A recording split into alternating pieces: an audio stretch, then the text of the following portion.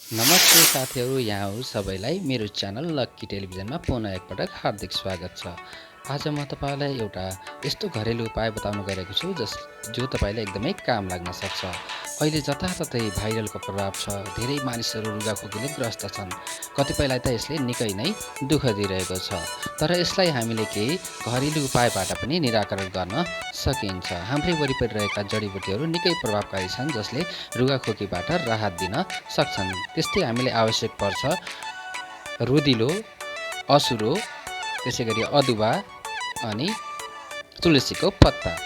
यसलाई हामीले एउटा सफा भाँडोमा 1 गिलास पानी राखेर उमाल्नु पर्छ।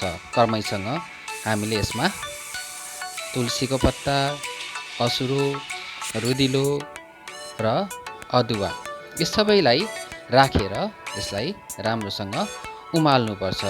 त्यो उमाल्दा यो 1 गिलास पानी सुकेर आधा घटुन्जेलसम्म उमाल्नु पर्छ।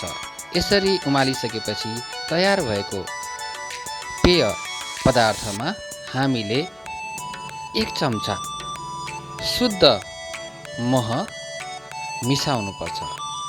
र मह मिसाउँदा हामीले ध्यान दिनुपर्ने कुरा के हो भने मह कहिले पनि तातो पदार्थमा मिसाउनु हुँदैन। यसलाई मन तातो हुन दिनुपर्छ।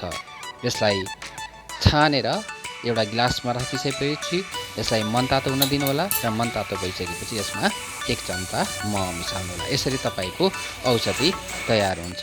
उक्त पेय पदार्थलाई बिहान बेलुका एक पटक 2 या 3 दिनसम्म नियमित सेवन गर्नुभयो भने तपाईले ठूलो राहत पाउन सक्नुहुन्छ।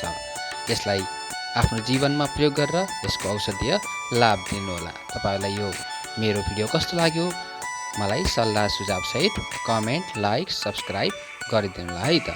धन्यवाद।